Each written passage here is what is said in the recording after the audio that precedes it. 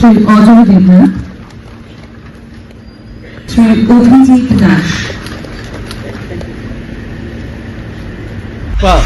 এখানে যদি আমাদের যেটা আমরা ভেবেছি যে উড়াল পুল এখানে করবো, এটা উদয়পুরে করব এবং পুষ্পবন্ত প্যালেস হবে, এখানে G16 বিল্ডিং হবে, এখানে মোটর স্ট্যান্ডের যে বিল্ডিংটা হচ্ছে, এখানে মাল্টি লেভেল কার পার্কিং, ত্রিপুরার চেহারাটা কিরকম লাগবে আপনারা বলুন। এটাকে বলে ডেভেলপমেন্ট।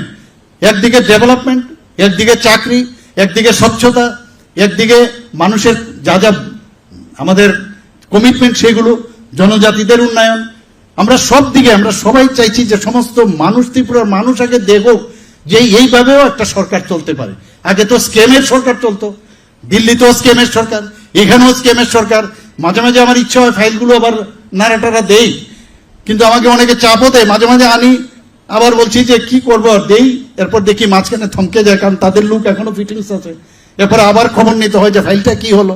তো এইসব প্রবলেম তো আছে, কিন্তু আমরা চাই যে আমরা একটা স্বচ্ছতার মাধ্যমে এই সরকারকে এখানে প্রপারলি এখানে আমরা করব। এখানে আপনারা এর মধ্যে আমাদের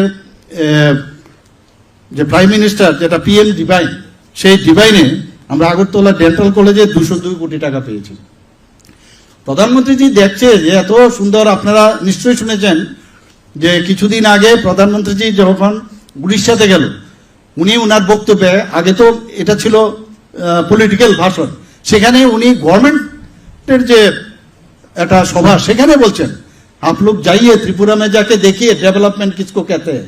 আর 4-5 দিন আগে আমাদের মাননীয় হোম মিনিস্টার সাহেব উনি নিজে গিয়ে কেরালাতে বলছেন आप जाइए त्रिपुरा में जाके देखिए যে ত্রিপুরা कैसे चल रहा है। তো এই যে বিষয়, আপনারা এতে আমাদের গর্ববোধ হয়, আমাদের কাজ করার অনুপ্রেরণা আরো যোগায়, এবং সেটা সম্ভব হবে যখন আপনারা আমাদের সাথে আরো বেশি সংযুক্ত হবেন। আমাদের যে কথা একটু, যেটা আমাদের কিরণ গীতেজি বলেছেন যে গ্রাউন্ডে আনতে হবে, আমরা তো ডিসিশন নেব, কিন্তু গ্রাউন্ডে কিন্তু আপনারা যখন এই 4 মাসের মধ্যে কাজটা শুরু হয়ে যাবে ফিনিশিং।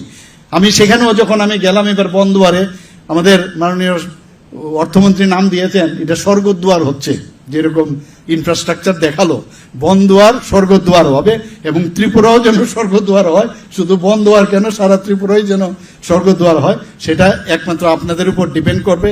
আমাদের এখানে বিশ্রামগঞ্জে নেশামুক্তি যে কেন্দ্র সেটা হচ্ছে, সেখানেও প্রায় 122 কোটি টাকার মতো আমাদের ডিভাইন PM ডিভাইন থেকে আমরা পেয়েছি। আমরা 8টা জেলার মধ্যে 50 শয্যা বিশিষ্ট, সেখানেও আমাদের বাজেটে রাখা হয়েছে at the rate of 20 crore, সমস্ত ডিস্ট্রিক্টে আমরা করবো। এখানে মাদার অ্যান্ড চাইল্ডের যে জিবির মধ্যে আমরা সেখানেও আমরা ডিভাইন, প্রাইম মিনিস্টার ডিভাইন প্রকল্প থেকে 200 শয্যা বিশিষ্ট প্রায় 192 কোটি টাকা আমরা পেয়েছি। পয়সার সমস্যা নেই, মেইন হচ্ছে মাইন্ডসেট, আমি কাজ করবো কিনা।